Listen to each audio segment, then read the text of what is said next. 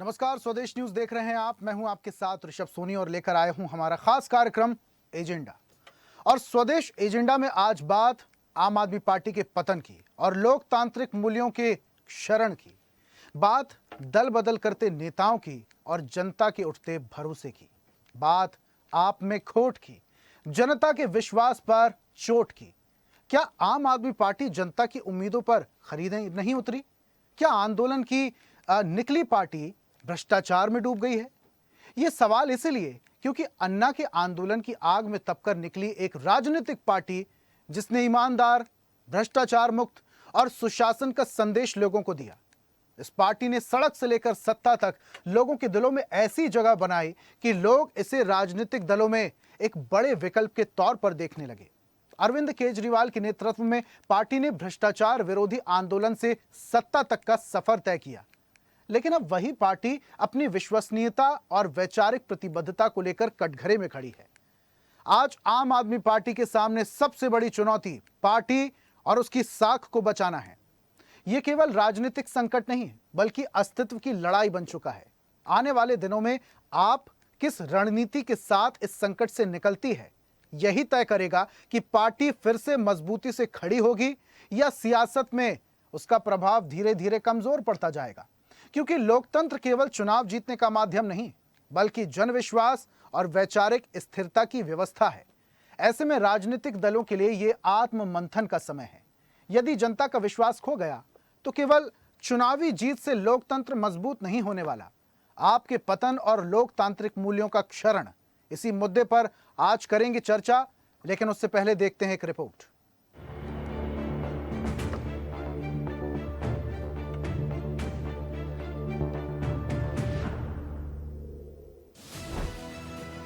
देश की राजनीति में कभी वैकल्पिक राजनीति और स्वच्छ शासन का दावा करने वाली आम आदमी पार्टी आज अपने सबसे बड़े राजनीतिक संकट से जूझ रही है। जिन मूल्यों, सिद्धांतों, पारदर्शिता और जन आंदोलन की नींव पर पार्टी खड़ी हुई थी, वही आधार अब दरकिनार हुआ नजर आ रहा है। 7 सांसदों के एक साथ पार्टी छोड़कर भाजपा में शामिल होने से न केवल आम आदमी पार्टी की संगठनात्मक मजबूती पर सवाल खड़े किए गए हैं, बल्कि ये भी स्पष्ट कर दिया है कि पार्टी के भीतर लंबे समय से असंतोष पनप रहा था। खास तौर पर राघव चड्ढा जैसे बड़े चेहरे की प्रमुखता से सियासी हलकों में बड़ी हलचल पैदा की। ये घटनाक्रम केवल एक दल बदल नहीं, बल्कि उस राजनीतिक मॉडल पर भी प्रश्न चिन्ह रहा जिसे आम आदमी पार्टी ने नई राजनीति के नाम पर देश के सामने प्रस्तुत किया था। आम आदमी पार्टी से जुड़े नेताओं के दल बदल ने केवल एक राजनीतिक दल को ही नहीं, बल्कि उस मध्यम वर्गीय जनता की उम्मीदों को भी गहरी चोट पहुंचाई है, जो अर्थव्यवस्था परिवर्तन के लिए इस दल के साथ खड़े हुए थे। लेकिन भ्रष्टाचार विरोध, पारदर्शिता और वैकल्पिक राजनीति के नाम पर खड़ी राजनीति खुद अवसरवाद और सत्ता समीकरणों के भंवर में फंस गई है। पक्ष और पार्टी ने बदलाव लाना, बदलाव करना, इधर इस पार्टी से उस पार्टी में जाना, ये गलत है। संविधान में पक्ष और पार्टी का नाम कहाँ है?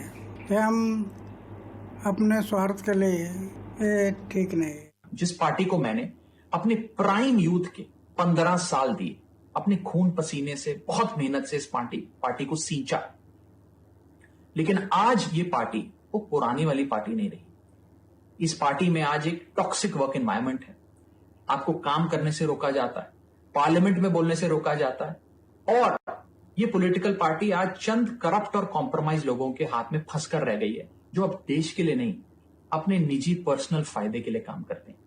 मध्यम वर्गीय मतदाता जो लंबे समय से पारंपरिक राजनीति से निराश था, उसने आप में एक नई संभावना देखी थी। उसे लग रहा था कि अब राजनीति में ईमानदारी, जवाबदेही और जनहित सर्वोपरि होंगे। लेकिन जब वही नेता जिन पर जनता ने भरोसा जताया व्यक्तिगत महत्वाकांक्षाओं या सत्ता की निकटता के लिए पाला बदलते दिखे, तो सबसे बड़ी चोट विश्वास पर पड़ी। उसकी अपेक्षा थी कि नई राजनीति पुरानी चालों से अलग होगी, लेकिन दल बदल की पुनरावृत्ति ने उस भरोसे को हिला दिया। देखिए, बीजेपी जो है वो एक अपहरण गैंग है और ये खुलेआम विधायकों, सांसदों का अपहरण करती है। और पूरे देश में यही काम ये लोग करते हैं, खरीद फरोख्त। आज जिन अशोक मित्तल जी को ईडी के से छापे मरवाए बीजेपी ने, आज वो अशोक मित्तल बीजेपी में चले गए, वॉशिंग मशीन में साफ हो गए। ऐसे ही बाकी सांसदों को डराया धमकाया होगा।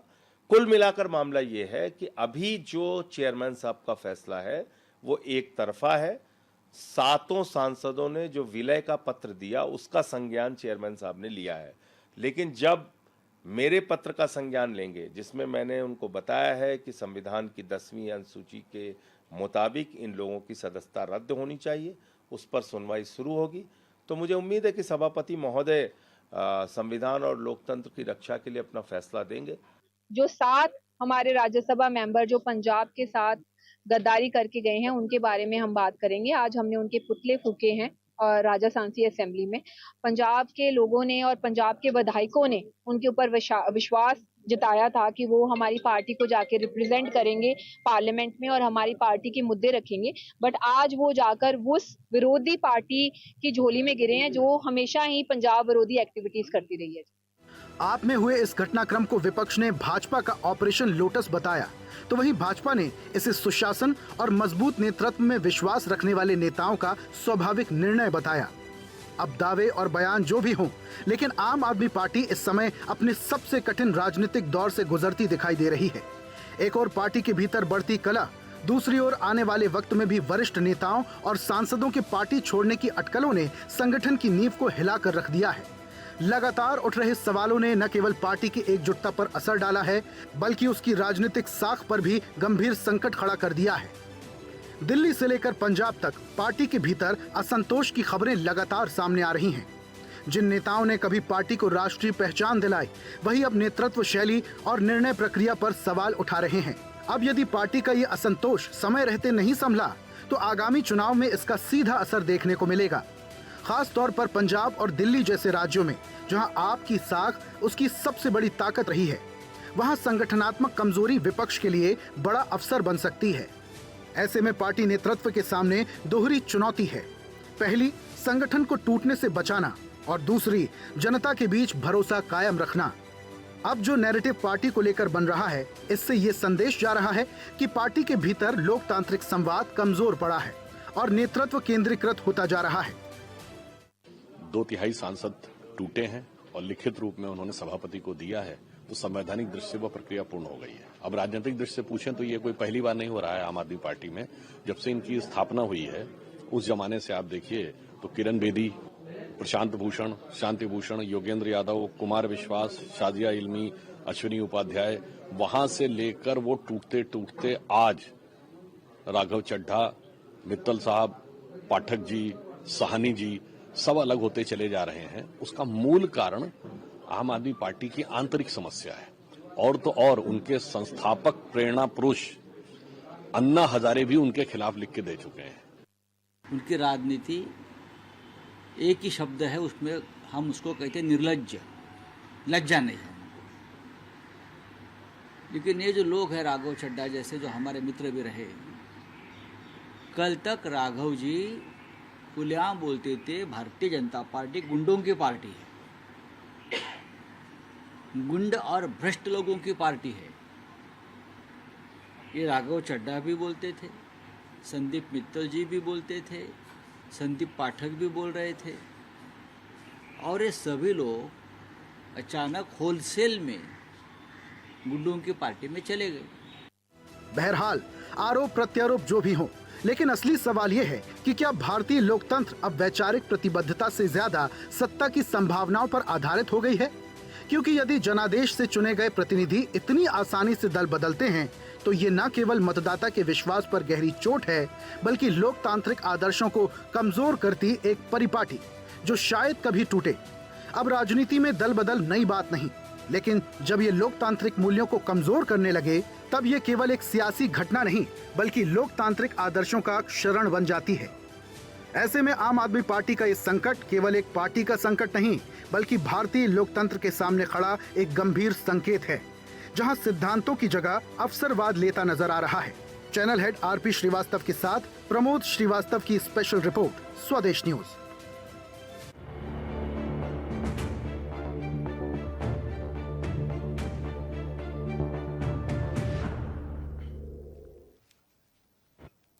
तो क्या आम आदमी पार्टी पतन की तरफ है? और अगर आम आदमी पार्टी पतन की तरफ है, तो क्या इससे लोकतांत्रिक मूल्यों का क्षरण संभव है? इसी पर आज हम चर्चा करेंगे। तो बिना देरी किए जल्दी से अपने मेहमानों से परिचय करवाते थे, उसके बाद चर्चा की तरफ बढ़ेंगे। सबसे पहले हमारे साथ बीजेपी नेता अनिल गोयल जुड़ रहे हैं। अनिल जी, बहुत स्वागत आपका। कांग्रेस का पक्ष रखने के लिए बीवी शर्मा हमारे साथ हैं। बीवी जी, आपका भी बहुत स्वागत। आम आदमी पार्टी के प्रवक्ता मुकेश जायसवाल हमारे साथ जुड़े हैं। मुकेश जी, आपका भी बहुत स्वागत करता हूं। वरिष्ठ पत्रकार सुमन भटनागर हमारे साथ हैं। सुमन जी, बहुत स्वागत। और राजनीतिक विश्लेषक संदीप चौधरी हमारे साथ हैं। संदीप जी, आपका भी बहुत स्वागत करता हूं। और इस चर्चा की शुरुआत में बीबी शर्मा जी आपसे ही करूंगा। सर, सुन पा रहे हैं? मेरी आवाज स्पष्ट है? आ रही है आवाज आपकी? ठीक है बीबी जी, चर्चा की शुरुआत आपसे ही करते हैं। अभी आम आदमी पार्टी को जिस तरीके से बड़े चेहरे अलविदा कह रहे हैं, न सिर्फ अलविदा कह रहे हैं बल्कि बड़े आरोप लगा रहे हैं। अभी हाल ही में राघव चड्ढा अपने 6 और सांसदों को लेकर चले गए, दूसरी पार्टी में बीजेपी में शामिल हो गए। लेकिन इसके बाद सियासी हलकों में बयानबाजी का दौर जो शुरू हुआ वो अभी तक थमा नहीं है। लेकिन सबसे पहले आपसे ही समझना चाहेंगे, आपके पुराने साथी रहे हैं, भले ही इंडिया लाइन से आम आदमी पार्टी ने खुद को अलग कर लिया हो, लेकिन आपके पुराने साथी हैं और एक विपक्ष की भूमिका निभाने के तौर पर ही आपसे ही समझेंगे कि आम आदमी पार्टी क्या अपने पतन की तरफ आगे बढ़ चली है? जी, सभी को नमस्कार। देखिए जी, आम आदमी पार्टी का जो उद्देश्य था वो लगभग पूरा हो चुका है। जिस उद्देश्य के लिए आम आदमी पार्टी का गठन करा गया था, जिसके लिए इसकी फॉर्मेशन हुई थी कि कांग्रेस को पीछा करना है, कांग्रेस को पछाड़ना है, तो वो इसका काम पूरा हो गया। दिल्ली में 15 साल से शीला दीक्षित जी की सरकार थी और आम आदमी पार्टी ने शीला दीक्षित जी के ऊपर दुनिया भर के आरोप प्रत्यारोप लगाए। 2G घोटाला, 3G घोटाला, कॉमनवेल्थ घोटाला, तमाम घोटालों के आरोप लगा के 400 पेज के पुलिंदे लेके अरविंद केजरीवाल साहब घूम रहे होते थे और 15 एसी चल रहे हैं जी, ऐसा है वैसा है, तमाम तरह के भ्रष्टाचार के आरोप लगाए थे। जनता में मैसेज गया कि हाँ, कांग्रेस भ्रष्ट है और उन्होंने कांग्रेस को हटा दिया। उसके बाद ये आए अपने सुशासन का स्वरूप लेके। शुरू के 4-5 साल थोड़ा सा इन्होंने ठीक ठाक चला, लेकिन उसके बाद ही इनकी जो है आइडियोलॉजी बदलती चलेगी, क्योंकि ये संघ से निकले हुए लोग हैं, पुराने संघी हैं, तो वापिस इनकी विचारधारा संघी होती चलेगी। और जब एक कहते हैं, बड़ी पुरानी कहावत आप लोगों ने सबने सुनी होगी कि मेरी बिल्ली मुझे ही में आऊं, तो आजा फिर मैं तुझे समझाऊं।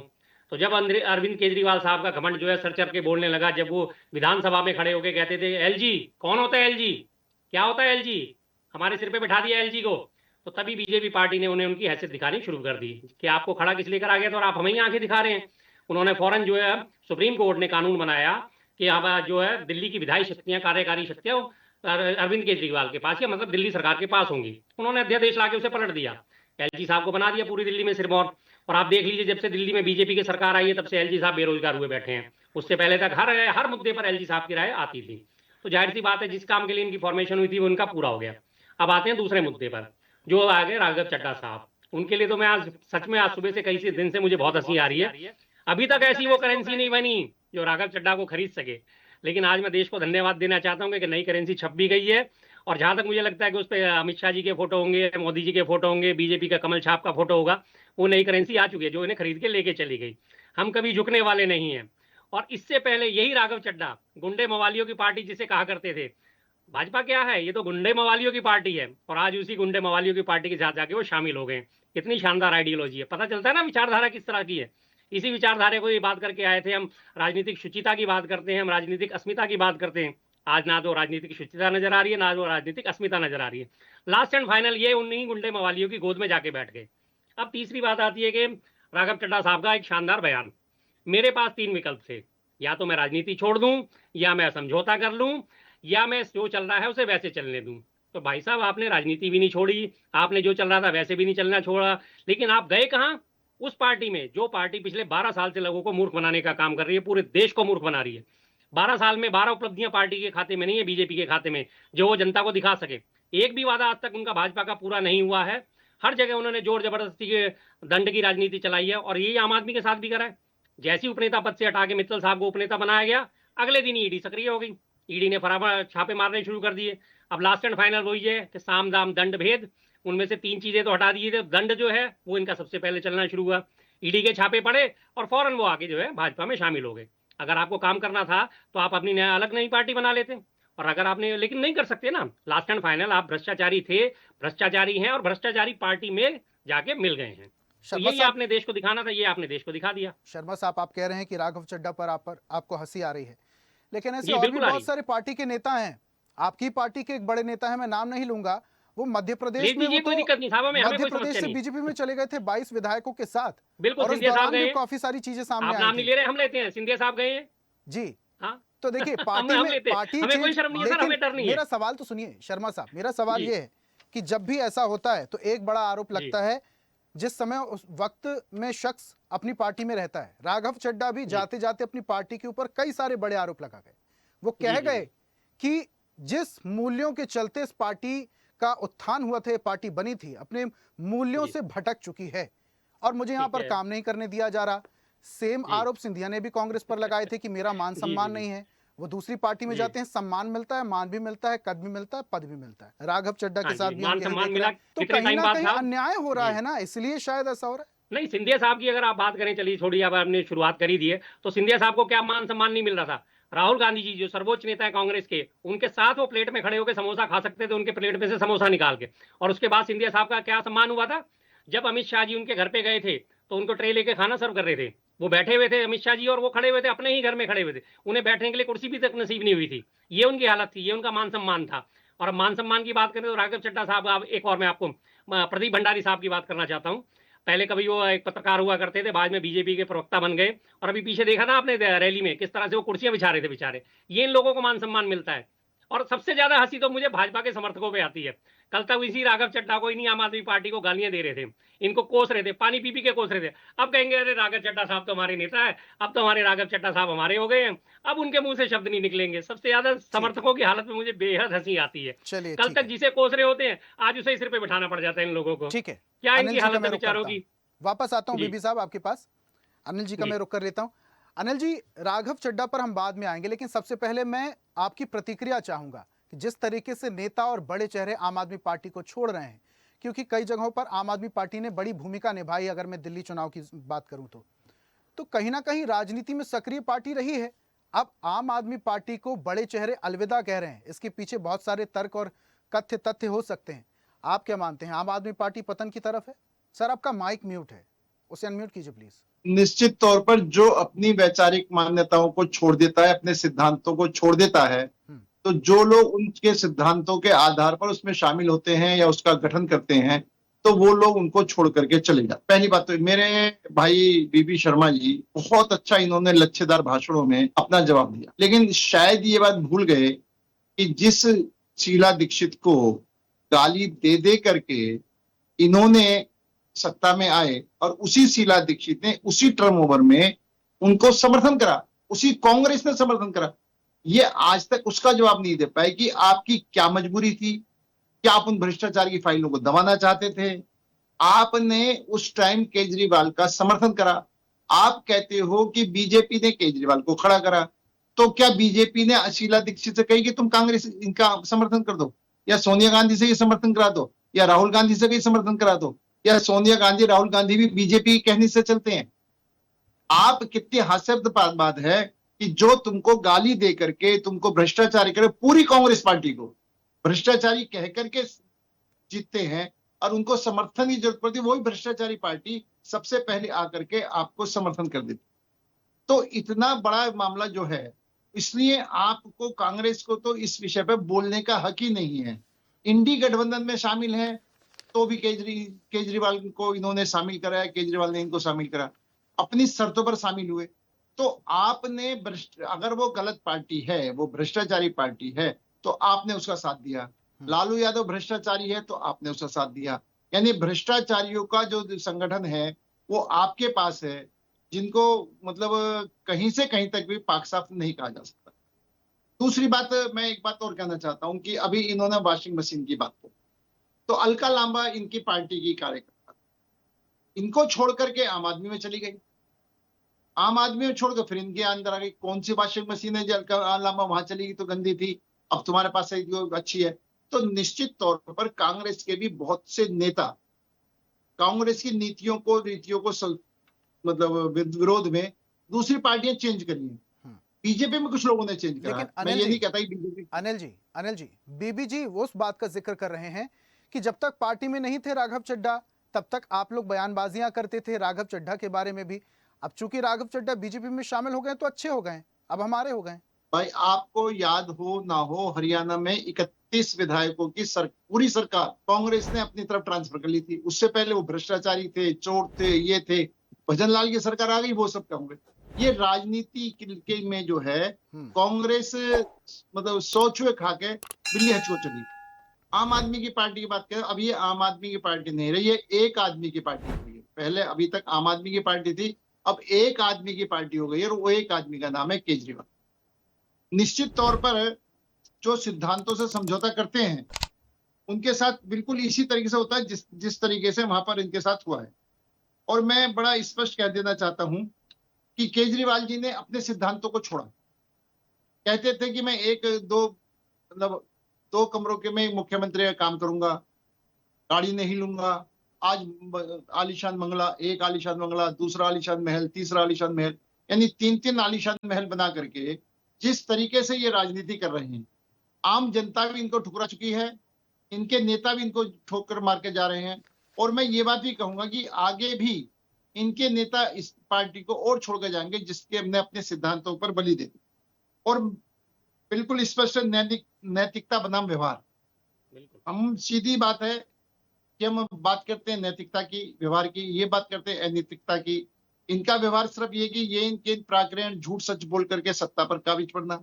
और ये एक बात और है, बड़ा स्पष्ट है, केजरीवाल जी पूरी दिल्ली की जनता, देश की जनता देख रही है कि जिस टाइम दिल्ली में इनकी सरकार थी, पंजाब में कांग्रेस की सरकार थी, तो ये पंजाब को कोसते थे कि पराली जल रही है, दिल्ली के बच्चे उससे प्रदूषण से परेशान हो रहे हैं, भाई इसको, इनके बच्चों की जान बचाओ। खूब मुंह भर भर के गाली देते थे कांग्रेस को, कि मतलब कांग्रेस की पार्टी को, पंजाब सरकार को, कांग्रेस की पंजाब सरकार, इनको बड़े अच्छे लगते थे। लेकिन वही उनका दृष्टिकोण बदल गया जब वो पंजाब में भी उनकी सत्ता आ गई, तो उनका व्यवहार ही बदल गया, उनका वातावरण ही बदल गया। अब वो पंजाब के लिए भाई किसानों के बेचारे कहाँ जाएंगे, पराली कहाँ जलाएंगे। इस तरह की जो जनता ने ये देखा कि जो व्यक्ति कदम कदम पर पलटी मार रहा है, इसलिए जनता ने दिल्ली से उनकी विदाई कर दी, पंजाब से भी उनकी विदाई तय है। और इन्होंने जनता के खून पसीने की कमाई, टैक्स पेयर की कमाई को जिस तरीके से बर्बाद करा। तो हमारा ध्यान है विकास होना चाहिए, इनका ध्यान है प्रचार होना चाहिए। एक ये सारे फंडिंग को प्रचार में खर्च करना, सारे फंडिंग को अपनी क्लीन शीट में करना, अपनी पार्टी में खर्च करना, ना कि विकास पर ध्यान देना कि हमें विकास कैसे करना है, देश की जनता को कैसे करना है। तो जब वहां पर जो अच्छे नेता हैं, जैसे राघव चड्ढा जैसे नेता हैं, वो खुद जब उन्होंने देखा कि हमारे उद्देश्य पूर्ति नहीं हो रहे, जिसलिए हम यहाँ पर आए हैं, उसलिए हमारे उद्देश्य की पूर्ति नहीं हो रही। अनिल जी, एक ही नेता है अच्छे आम आदमी पार्टी में। वही बात, राघव चड्ढा अच्छे नेता है पार्टी में शामिल होते ही राघव चड्ढा अच्छे हो गए, कॉलर वाइट हो गए सर उनके। शर्मा जी मेरी बात सुनो। जब वो वहां पर उनका दम घुट रहा था, तो तभी तो छोड़ कर गए।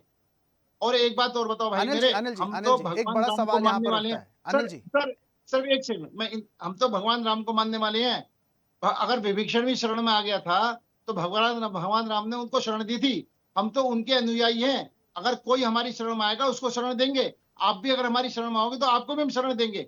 हम किसी को नाराज नहीं करते, लेकिन उसको हमारी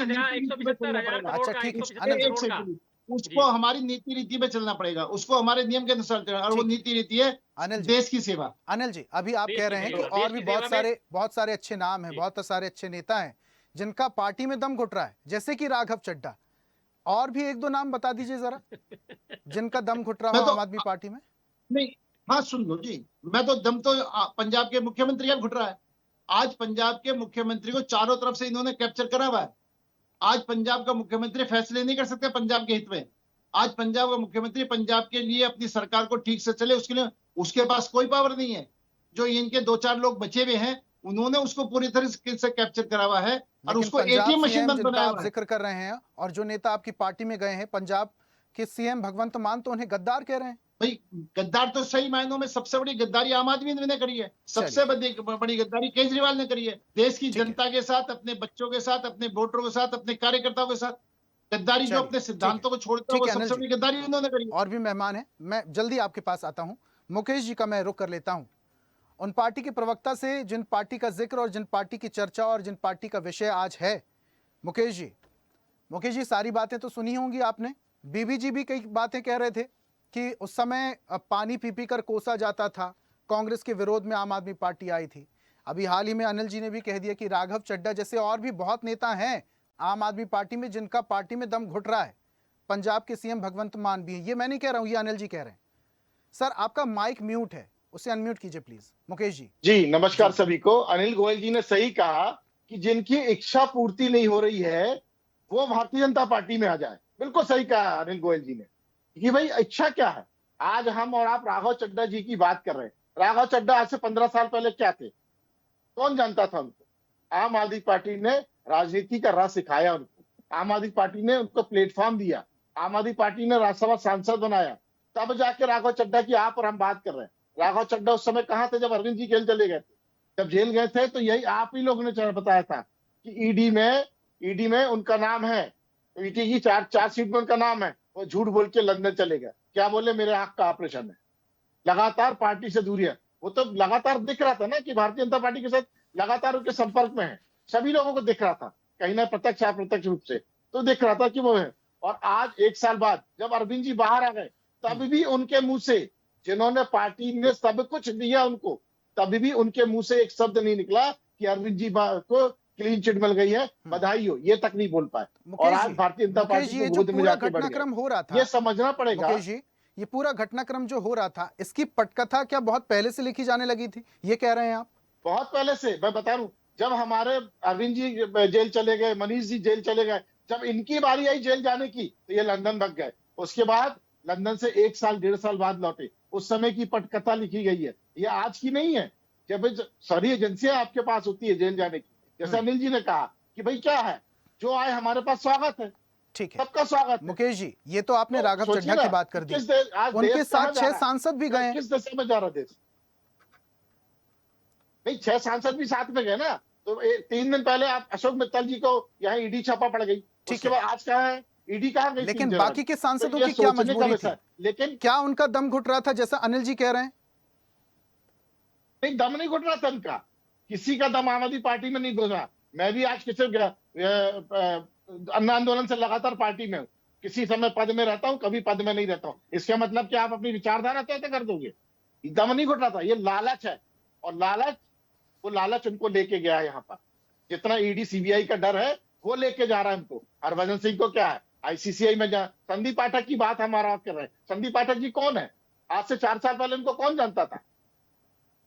लेकिन वो भारतीय जनता पार्टी के स्लीपर सेल थे, जो आए, उन्होंने पूरे देश में कई जगह पार्टी बर्बाद कर दी और अपना काम करके चले गए। ये भारतीय जनता पार्टी खून में है, षड्यंत्र में है। ये राजनीति चुनाव में नहीं लड़ सकती ना। बड़ा आरोप आप लगा रहे हैं, बड़ी बात कह रहे हैं कि वो स्लीपर सेल थे और आप लोग पकड़ नहीं पाए उन्हें। यस, संदीप आप लोगों ने उन्हें बड़ी जिम्मेदारी दे दी, चुनाव की रणनीतिकार रहे वो, आप लोगों ने पकड़ नहीं पाया। कभी कभी हाँ, हो सकता कमियां हुई हो, उस कमियां की भरपाई अब सामने दिखेगी। 7 सांसद चले गए, मैं ये नहीं बोलूं कि कमियां नहीं होंगी, कमियां दिखी। आज 7 के साथ सांसद, आप भारतीय जनता पार्टी के और लीडर नहीं है कोई, दूसरी पार्टी के लोगों को ले आओ और हमारी पार्टी में ले लो। लेकिन मुकेश जी, ये सोचने की बात है। मुकेश जी, बात सिर्फ यहाँ पर हम राघव चड्ढा और उनके बाकी के जो सांसद हैं 6, वो उनकी बात नहीं कर रहे हैं। इसके पहले भी, क्योंकि जब ये पार्टी बनी थी अन्ना हजारे के आंदोलन के साथ 2012 में, ये सुनिश्चित हुआ था इंडिया अगेंस्ट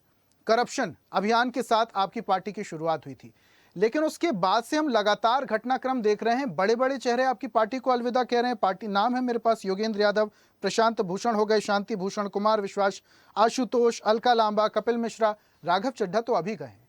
इससे पहले भी जितने नाम मैं पढ़ रहा हूं, ये काफी बड़े नाम थे और आपकी पार्टी को अलविदा कह गए। जाते जाते आपकी पार्टी पर बड़े आरोप भी लगा गए। भाई जाने के पहले तो आरोप लगाएंगे, तब तो आप जाओगे ना। क्लीन चिट देख के कोई थोड़ी जाएगा। कपिल मिश्रा जी का, लेकिन सवाल ये उठ रहा है कि जाने की जरूरत क्यों पड़ रही है? देखिए, योगेंद्र यादव, प्रशांत भूषण जी बहुत वरिष्ठ लोग हैं इस देश के, सम्मानजनक है। मैं उनके लिए कोई टिप्पणी नहीं करूंगा। अपनी अपनी विचारधारा होती है। मैं राजनीति करने आया हूँ। भारतीय जनता पार्टी के शब्दों का उल्लेख नहीं करता कि कितने चोर हैं, कितने साहूकार हैं, लेकिन अपनी योगेंद्र यादव जी अपनी उनकी परिभाषा है, अपनी विचार है। हो सकता है कि उस लेवल पे नई विचार से मैं तो वो छोड़ के चले गए। लेकिन आम आदमी पार्टी 10 साल में राष्ट्रीय पार्टी बनी। यही देश की जनता ने राष्ट्रीय पार्टी बनाई। चाहे पंजाब चुनाव है, दिल्ली में 3-3 बार सरकार बनी। क्यों बनी 3-3 बार? ये सोचना पड़ेगा। एसआईआर के कारण आपने चोर ही से एसआईआर में नाम कट के, अरविंद केजरीवाल की विधानसभा में आपने 4,000-5,000 नाम काट दिए। क्या है ये? अभी देखिए वर्तमान में पश्चिम बंगाल में और तमिलनाडु में आप चोरी करके चुनाव जीत रहे हैं, षड्यंत्र करके पार्टी के बड़े दूसरे नेताओं को अपनी पार्टी में ला रहे हैं, उनको पद दे रहे हैं। अभी कुछ दिन रुकिए, यही राघव चड्ढा कहीं ना कहीं किसी विभाग आयोग में बन जाएंगे या पंजाब के मुख्यमंत्री बन जाए तो सरकार तोड़ के या दिल्ली के मुख्यमंत्री बना दें। तो ये चल रहा है, इनके पास तो नेता है नहीं, तो दूसरी पार्टी के लोगों को लाओ और अपनी जगह से जाके दूसरे जगह को सारा बना दो, दूल्हा बना दो। ये दूल्हा बनाने की रणनीति भारतीय जनता पार्टी में चल रही है। तो क्या आम आदमी पार्टी कमजोर हो रही है इससे मुकेश जी? नहीं, आम आदमी पार्टी कमजोर नहीं हो रही है, ये 7 लोगों के जाने से नहीं होती है। पार्टी कार्यकर्ताओं से बनती है और कार्यकर्ता आज भी आम आदमी पार्टी के साथ है। आज गुजरात चुनाव का देखने, चुनाव नगर पालिका में हमारे उस समय अभी पहली बार हमने चुनाव लड़ा गुजरात में। नगर पालिका में हमने ग्रामीण अंचल में 300-350 सीट जीती, नगर पालिका में पार्षद देने में तो बढ़ रही है। इनके जाने से कोई पार्टी खत्म नहीं हो जाती किसी के। नेता किसने बनाते हैं? नेता कार्यकर्ता बनाता है, नेता से कार्यकर्ता नहीं होता। राघव चड्ढा हो, संदीप पाठक हो, अशोक मित्तल हो, साइनी हो, हरभजन सिंह हो, कोई भी हो, ये सड़क पे जनता के चेहरे नहीं है। अगर जनता के चेहरे होते तो यही राघव चड्ढा लोकसभा चुनाव जीत के लोकसभा में जाते। राज्यसभा में भेजा अरविंद जी ने भेजा, पंजाब की जनता ने भेजा, ना कि ठीक है चुनाव जीत कीजिए। ये सोचना। लेकिन एक बात है, मैं आपसे निवेदन करूंगा, ये जो राजनीति चल रही है तोड़ फोड़ की, ये देश के लिए नुकसानदायक है। देश के लिए नुकसानदायक है। अनिल जी कुछ कह रहे थे आप, जल्दी से बात रखिएगा। बिल्कुल, मैं कह रहा था कि ये तोड़फोड़ की राजनीति देश के लिए नुकसानदायक है। तो जब बीजेपी के कार्यकर्ता, कांग्रेस के कार्यकर्ता आम आदमी में जा रहे थे, बीजेपी छोड़ करके, कांग्रेस को छोड़ करके, तो क्या वो सुखद था? उस टाइम आपने विरोध क्यों नहीं करा? आप पहले चुनाव के पहले सुनिए अनिल जी, चुनाव के पहले नहीं, सुनिए नहीं, चुनाव के पहले आप बोल भी ना। अरे सुन लो, पहले बोल दो। क्या बीजेपी ने कही थी कि अंदर केजरीवाल से कि तू सीएम ऑफिस में बुला करके अधिकारी को पिटाई कर? क्या बीजेपी ने अरविंद केजरीवाल से कही थी कि तू सीएम स्वाति मालीवाल को बुला करके सीएम ऑफिस के अंदर बुला करके उनकी पिटाई करवा और उनको संसद में बोलने मत दो, उनके खिलाफ एफआईआर, वो अगर एफआईआर लिखवाना चाहती है तो एफआईआर मत लिखने दो? क्या ये भी बीजेपी ने केजरीवाल से कही थी? यानी केजरीवाल जी बीजेपी के इशारे पे चल रहे हैं। क्या बीजेपी ने केजरीवाल से कही थी अशोक मित्तल को डिप्टी स्पीकर बनाओ? क्या बीजेपी ने केजरीवाल से कही थी राघव चड्ढा को स्पीकर पद से, डिप्टी स्पीकर पद से हटाओ? आपकी नीति खराब है, आपकी रीति खराब है। आपके नेता पार्टी को छोड़ करके जा रहे हैं और जो पार्टी को छोड़ गए उनको आप कचरा। तुम्हारी पार्टी में कचरा भरा हुआ है, तुम अपने पार्टी को कहते ये सब कचरा है। ठीक है अनिल जी, ठीक है, ओके मुकेश जी जल्दी से जवाब। स्वाति मालीवाल जी की एफआईआर हुई है, वैभव जिसके ऊपर उन्हें एफआईआर लिखवाई है वो जेल में थे, 6 महीने 8 महीने बाद जेल उनको जमानत पे है। ये चल रहा स्वाति मालीवाल जी का। और जो अधिकारी की बात कर रहे हैं वो बिल्कुल झूठा निकला। न्यायालय ने भी उसको बोला कि किसी अधिकारी के साथ मारपीट नहीं है। ठीक है, ये जो भारतीय जनता पार्टी का षड्यंत्र चलता है वो षड्यंत्र के कारण ही। ठीक है, इस पर आएंगे, सत्ता में इस पर वापस आएंगे मुकेश जी, इस पर वापस आएंगे। लोकतंत्र से चलेगा देश, संविधान से चलेगा। ठीक है, इसी पर वापस आएंगे। इसी सवाल के साथ में आऊंगा अनिल जी, अनिल जी इसी सवाल के साथ में आऊंगा मुकेश जी। एक रीति नहीं है, और भी मेहमान हैं, जरा उनकी भी प्रतिक्रिया ले लेते हैं। तो भारतीय जनता पार्टी की रीति नीति नहीं है कि किसी को भी आने दो। भाई चुनाव के पहले कोई भी व्यक्ति कहीं जा सकता है, लेकिन राज्यसभा बन के सांसद जा रहा है, यहाँ मंत्री टूट के जा रहा है। ठीक है, ये कौन सी राजनीति कर रहे हैं? ठीक है मुकेश जी, जल्दी आता हूं मैं आपके पास। मैं अब वापस आऊंगा, राजनीतिक विश्लेषक हमारे साथ जुड़े हैं, संदीप जी का मैं रुख करूंगा। संदीप जी, मुकेश जी तो दम भर रहे हैं कि आने वाले वक्त में राष्ट्रीय पार्टी बन रही है आम आदमी पार्टी, लेकिन अभी हाल फिलहाल में जो स्थिति है वो बहुत ज्यादा अच्छी दिखाई नहीं देती है। लगातार फूट की खबरें आ रही हैं, बड़े चेहरे आम आदमी पार्टी को अलविदा कह रहे हैं। पंजाब का चुनाव अगले साल होने वाला है, तैयारियां कुछ इस तरीके से चल रही हैं। संदीप जी। देखिए सोनी जी, आम आदमी पार्टी में टूट हुई है, या कह लीजिए कुछ लोग पार्टी छोड़ करके बीजेपी में शामिल हुए। ये ठीक ऐसे ही है जैसे बिहार के मुख्यमंत्री सम्राट चौधरी पहले आरजेडी में थे, फिर जेडीयू में थे, फिर वो बीजेपी में चले गए, आज बीजेपी के मुख्यमंत्री। ये ठीक ऐसे ही है जैसे शत्रुघ्न सिन्हा बीजेपी में थे, बाद में टीएमसी में चले गए। ये ठीक ऐसे है जैसे कीर्ति आजाद बीजेपी में थे, बाद में वो दूसरी पार्टी में टीएमसी में चले गए। ये ठीक ऐसे ही है जैसे जसवंत सिंह पहले बीजेपी में थे, फिर बीजेपी छोड़ दी। ये ठीक ऐसे ही जैसे यशवंत सिन्हा पहले बीजेपी में थे, फिर बीजेपी छोड़ दी। तो ये राजनीति का एक पार्टी ने गद्दार कह देना या कुछ भी कहना, मैं मानता हूँ ये ठीक नहीं है। ये वक्त वक्त का खेल है। हो सकता है जिन लोगों की अटल जी के साथ अच्छी बन रही थी उनकी मोदी जी के साथ अच्छी नहीं बनी, जिन लोगों की पहले अरविंद केजरीवाल के साथ अच्छी बन रही थी, आज की तारीख में, आज के परिप्रेक्ष्य में चीजें बदली तो उनकी आपस में नहीं बन रही है। तो राजनीति में हर किसी को, वोटर को भी अधिकार है वो अपनी पार्टी चेंज कर सकता है, नेता को भी अधिकार है वो अपनी पार्टी चेंज कर सकता है। और ऐसे उदाहरण कांग्रेस से भी बहुत मिल जाएंगे, बीजेपी से भी बहुत मिल जाएंगे। और आम आदमी चूंकि नई नई पार्टी है तो पहली बार इतने बड़े जो सांसद है वो छोड़ करके गए हैं। लेकिन हमें ये देखना पड़ेगा क्या आम आदमी पार्टी का वोटर भी छोड़कर आम आदमी पार्टी को चला गया है क्या? क्योंकि ये जितने भी सांसद लोग हैं ये सब, जैसे मान लिया सोनी जी आपको कोई अच्छा लगता है, किसी को पिक कर लेंगे चैनल में कि भाई तू टीकर देखना, आजा भाई तू पीसीआर देखना, आजा भाई। तो इसका मतलब ये नहीं है कि उनकी वजह से चैनल डिस्टर्ब हो जाएगा। लेकिन आप कुछ लोग इतने पावरफुल भी होते हैं, आपने देखा होगा चैनल में कि कोई न्यूज एंकर जाता है तो पता चला पूरी टीम लेकर के चला गया, कोई आउटपुट हेड जाता है तो पता चला आउटपुट की पूरी टीम चली गई। तो ये चीजें मैटर राजनीति में भी करती हैं कि क्या उसके साथ वोट बैंक पे शिफ्ट हो रहा है।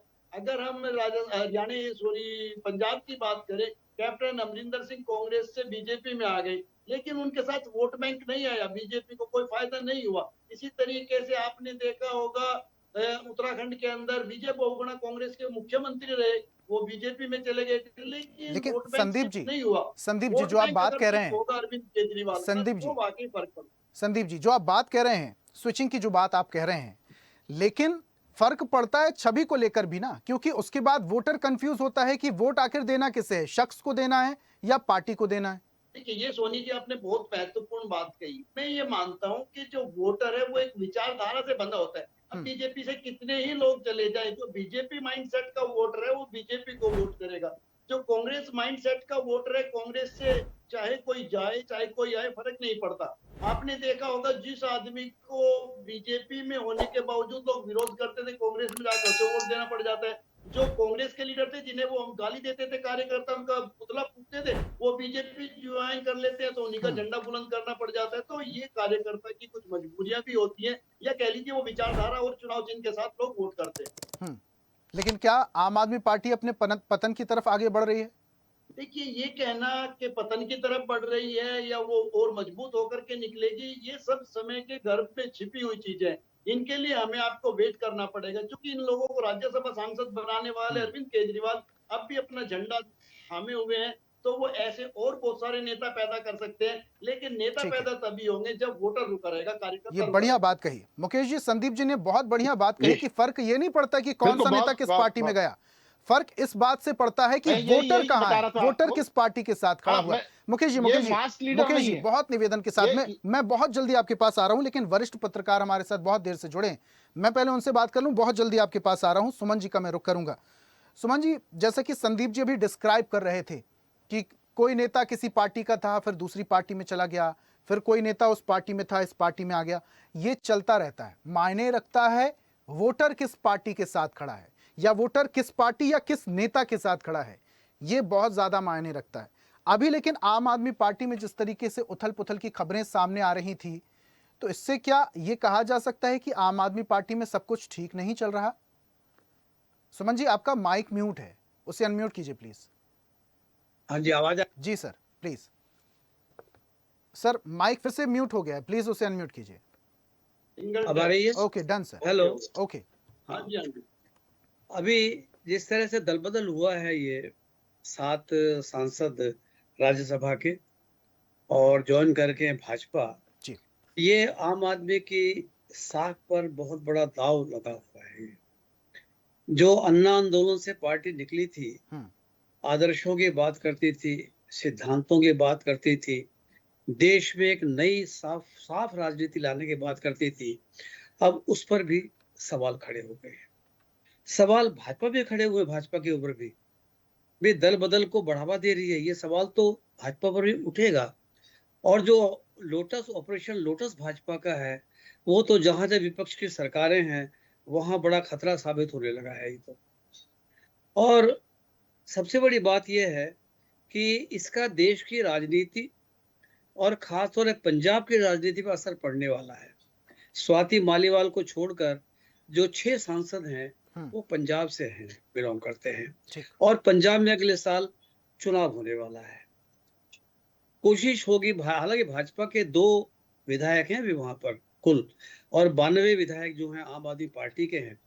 तो हालांकि ऐसा लगता नहीं है कि वहां पर मान सरकार को, भगवंत मान की सरकार टूट जाएगी, गिर जाएगी, लेकिन होने में कुछ भी हो सकता है, इससे आप कभी कोई इनकार नहीं कर सकते। तो पंजाब की राजनीति भी इस समय बड़ी एक दौर से गुजर रही है। मान भी वहां पर टेंशन में है कि क्या होने वाला है, क्यों जो लोटस ऑपरेशन भाजपा का है वो इतना खतरनाक होता है कि कई बार पता नहीं लगता क्या हो गया। आपने देखा होगा कि जो दल बदलने वाले लोग हैं, 2 वजह मुझे लगता है 2 वजह होती हैं मेन। या तो कुछ लोग सुरक्षा कवच चाहते हैं कि भी ऐसी जगह जाके बैठ जाओ जहां सेफ्टी मिले, पूरी सुरक्षा बनी रहे, ये सोचकर दल बदलते हैं। कुछ लोगों के सामने ये भी दिमाग में होता है कि जो नीतियां हैं जिस दल में जा रहे हैं वो अच्छी हैं और हमारा जो दल है उसमें दम घुटने लगा है। लेकिन सच्चाई ये है कि जाने के पीछे कोई बड़ी वजह नहीं होती, कोई प्रलोभन होता है, कोई लालच होता है, कभी कभी नाराजगी भी होती है। अब जो ये सांसद शामिल हुए हैं, इनको जो राज्यसभा के सभापति हैं उन्होंने भाजपा के तौर पर मान्यता दे दी है। अब आम आदमी पार्टी के सामने कोई रास्ता नहीं है कि इस पर कोई बड़ा कोई रास्ता ढूंढें और इनके खिलाफ कार्रवाई हो। अब तो उन्हें अदालत का दरवाजा खटखटाना पड़ेगा, या संजय सिंह ने जो एक पत्र लिखा है सभापति को, उस पर अगर वो दोबारा से विचार करते हैं तो उस पर भी कोई कार्रवाई हो सकती है। एक बात, सबसे बड़ी बात यह है कि लोकतंत्र के लिए बहुत बड़ा खतरा हो गया है। जिस तरह से विधायक और सांसद अपनी सुविधा के लिए दल बदल जाते हैं, जिनको 5 लाख लोगों ने चुना, 10 लाख लोगों ने चुना, जब मन आता है इधर चले जाते हैं, जब मन आता है उधर चले जाते हैं। ये लोकतंत्र के लिए बहुत शर्मनाक हालात बनते जा रहे हैं। अगर ये सिलसिला चलता रहा, चाहे बढ़ावा देने वाली भाजपा हो या कोई और भी दल हो, अगर इस तरह सिलसिला चलता रहा तो लोगों का आने वाले समय में अपने विधायकों पे, अपने जनप्रतिनिधि जो हैं उन पर से भरोसा उठना और शायद लोकतंत्र से भी, और लोकतंत्र को तो खतरे में पड़ ही रहा है ना। अब देखो, लोग चुनते हैं अपने आदमी को, भाई 10 लाख लोग चुनते हैं, 5 लाख चुनते हैं, 6 लाख चुनते हैं। जब उसका मन आता है उधर चला जाता है, जब मन करता है इधर आ जाता है। अब ये कोई लोकतंत्र का अच्छी बात थोड़ी है। ये तो लोगों के विश्वास से एक तरह से धोखाधड़ी कर रहे हो आप, उनके भरोसे को तोड़ रहे हो। अगर ये स्थिति चलती रही देश में आने वाले समय में तो लोकतंत्र वाकई बहुत बड़े खतरे पड़ने वाला है। ठीक है मुकेश जी, आपके पास आता हूं मैं वापस से। आप कुछ कह रहे थे, पहले अपनी बात रखिए, उसके बाद मैं सवाल लेता हूं। मैं संदीप जी की बात से सहमत हूँ। सुमन जी भी ने बहुत बड़ी बात कही कि ये जो लोटस चल रहा है, चाहे वो महाराष्ट्र का हो या कहीं का भी हो, वो देश के लिए बहुत बड़ा नुकसानदायक। सवाल मैं ये कहता हूं कि जैसे ही राघव चड्ढा ने घोषणा करी कि मैं आम आदमी पार्टी छोड़ रहा हूं, उसको बिगर ज्वाइनिंग के भारतीय जनता पार्टी के Z+ सुरक्षा दी जाती है। क्या ऐसा कौन सा खतरा हो गया भैया राघव चड्ढा को जानकर जो Z+ सुरक्षा दे दी? क्या आपने भारतीय जनता पार्टी ने, चाहे अपने लोकसभा के सांसद हो या अपने राज्यसभा के सांसद हो, सबको Z+ सुरक्षा दी हुई है क्या? ये जो आवामंडल की राजनीति और लालच की राजनीति है, वो देश के लिए नुकसानदायक हो, चाहे वो किसी भी दल का हो। चुनाव के पहले आप किसी से लड़ लीजिए, लेकिन जीतने के बाद आप किसी भी दूसरे दल में नहीं जाना चाहिए। और दूसरी बात मैं कह रहा हूं, ये जितने लोग गए हैं, ये कोई मास्क लीडर नहीं है। मास्क लीडर इनको बनाया गया है। ये जनता के चुने हुए प्रतिनिधि नहीं थे। ये पंजाब से राज्यसभा चुनाव पे राज्यसभा कोटे से गए थे। तो इनके जाने से और इनके आने से पंजाब की जनता में कोई फर्क नहीं पड़ा। पंजाब में बहुत अच्छा चुनाव, भगवत मान जी के नेतृत्व में सरकार चल रही है और आने वाले समय भी पंजाब में अच्छे परिणाम मिले। बहुत अच्छा चुनाव था सर, कहता हूं, और बहुत अच्छे रिजल्ट भी आपके पक्ष में आए थे। 117 में से 92 सीटें आप लोगों ने जीती थी। लेकिन इस बार क्या इतना आसान रहने वाला है? क्योंकि पंजाब में फोकस, अभी जो 6 सांसद गए हैं वो पंजाब से थे और उसके बाद बड़े आरोप आपकी पार्टी पर लगा कर गए हैं। तो जो चुनाव आने वाला है वो आपके लिए, मैं फिर कह रहा हूँ जी, फिर मैं कह रहा हूँ, ये मास्क लीडर नहीं है, जनता के चुने हुए। अरे ये इनके तो पार्षद का चुनाव नहीं जीत सकते भाई। ये तो इनको भेजा गया, आम आदमी पार्टी ने नेता बनाया है। ये खुद लेकिन नेता आम आदमी नहीं है। पार्टी ने भी तो कुछ इसके क्वालिटी आने देखी जाने होगी, तब तो उन्हें उस मुकाम पर भेजा, बस हाँ, यूं ही तो नहीं ये भेजा होगा। मैं इस बात से सहमत हूँ कि आम आदमी पार्टी ने क्वालिटी देखी तो उनको लीडरशिप बनाई कि जनता की और देश की आवाज, पंजाब की आवाज और देश की आवाज राज्यसभा में उठाएंगे। लेकिन बात कहाँ आती है? समोसे पे। बात कहाँ आती है कि भैया 28 दिन का रिचार्ज पे। देश ये सुनने की थोड़ा 28 दिन के समोसे, 28 दिन के रिचार्ज पे आप देख लेंगे कि अब कितनी आवाज उठती है। ये मेरा कहना। लेकिन उनके भाषणों से तो जेनजी काफी ज्यादा प्रभावित था, यूथ उनकी आवाज को पसंद कर रहा था। चाहे वो जोमेटो की बात कर लूं, मैं रिचार्ज की बात कर लूं, एयरपोर्ट पर समोसों की बात कर लूं, ये तमाम बातों को जेनजी काफी ज्यादा पसंद कर रहे थे। और एक तो बात जेन जी ने और है, 24 राघव चड्ढा भले ही पार्टी में चेंज हो गए हैं, लेकिन जेनजी अभी भले ही उनसे नाराज चल रहा है, लेकिन उनकी बातों को जेनजी का और युवाओं का समर्थन भी मिल रहा था। मुकेश जी, ये आप भी जानते हैं। तो बिल्कुल मैं और एक 24 घंटे 48 घंटे अनफॉलो कितने हुए ये भी देख ले आप। वही जैन जी ने अनफॉलो कर दिया उनको। ठीक है, ये काफी भी ज्यादा सोचने का फॉलोअर विषय घट गए है इसके कि बाद से। 48 घंटे में, हाँ, ठीक है, कि इतने 48 घंटे में 12-13 लाख अनफॉलो हो गए। तो यही देश की जनता है जो आपको प्यार भी देती है और धुतकारना भी आती है। समय पे देखिएगा आप और हम कभी ना कभी ठीक है। इन पे लेकिन चर्चा मुकेश करेंगे जी, कि किसी जो लायक भी उन्होंने नहीं। आवाज उठाई थी उस वजह से ही उनके फॉलोअर बढ़े हुए थे यूथ में और जेनजी में। अब जब उन्होंने दल बदला उसके बाद उनके फॉलोअर गिरे हैं, तो जो वो आवाज उठा रहे थे उनके तो साथ था जेनजी। चलिए ठीक है, मैं आऊंगा वापस से आपके पास। शर्मा जी का मैं रुख कर लेता हूं। अनिल जी 2 मिनट में मैं आ रहा हूं आपके पास। बीबी जी पहले अपनी बात रखिएगा सर। ये जो फॉलोवर्स की जो बात हो रही है, तो देखिए पूरे देश में फैले हुए होते हैं। पर्टिकुलर किसी एक लोकसभा के या विधानसभा क्षेत्र के तो फॉलोवर्स होते नहीं है। फॉलोवर के बारे में अगर हम सोच के कॉलर खड़े करने शुरू कर देंगे, हमारे देश में तमाम देश में फॉलोवर फैले पड़े हैं, उससे कोई फर्क नहीं पड़ने वाला। 140 करोड़ की जनता में अगर 14 लोग आपको देख रहे हैं या फॉलो कर रहे हैं, कोई फर्क नहीं पड़ता। ये डजंट मैटर, इसमें कोई असर नहीं। और बाकी अभी थोड़ी देर पहले अनिल जी बड़ी अच्छी बात कही कि आम आदमी पार्टी का जो कचरा था वो इसमें से निकल गया। अब वो आम आदमी पार्टी का कचरा भाजपा में शामिल हो गया, तो उस कचरे को आप कहाँ रखेंगे? मैं आपसे ये जानना चाहता हूँ।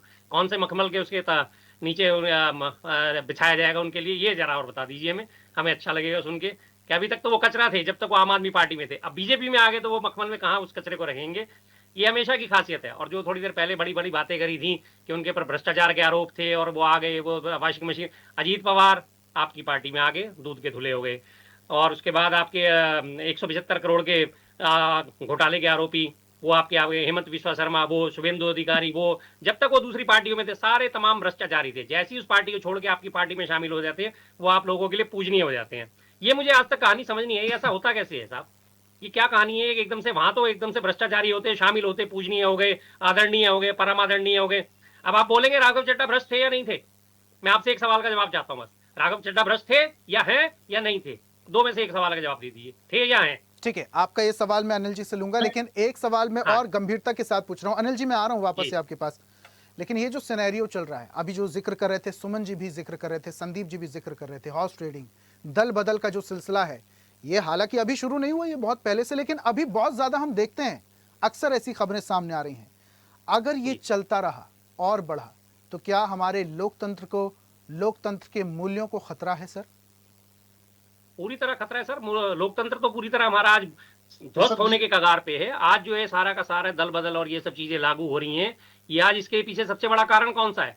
आप एक बार भी सिनेरियो उठा के देख लीजिए, जहां भी कोई नेता दल बदल करने वाला होता है, तो कोई नेता मुखर आवाज उठाता है बीजेपी के शासन के खिलाफ, अगले दिन ही उसके घर पे ईडी की रेड, सीबीआई की रेड, आईटी की रेड फौरन ही पड़ जाती है। और 4 दिन बाद ही जैसे वो उसने बीजेपी शामिल हुआ, सारी रेड, सब कुछ, सबका सब शांत, सब ठंडे बस्ते में चला जाता है, सब ठंडे बस्ते में। जब तक ममता बनर्जी के साथ शुभेंदु अधिकारी थे, बहुत करप्ट थे, जिस दिन वो छोड़ के बीजेपी में शामिल हो गए, उनके सारे मामले ठंडे पड़ गए।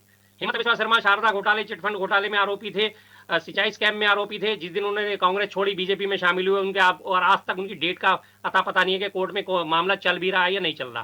तो ये जो बीजेपी ने नया पैटर्न लागू करा, ईडी को हथियार बना के अपना जो है लोगों के ऊपर दबाव की राजनीति शुरू करी है, इस दबाव की राजनीति के आगे बहुत अच्छे ने घुटने टेक दिए हैं और काफियों के घुटने टिकाने की तैयारी में चल रहे हैं। लेकिन ये मामला कम से कम इनका कांग्रेस के मामले में तो सफल होने वाला नहीं है।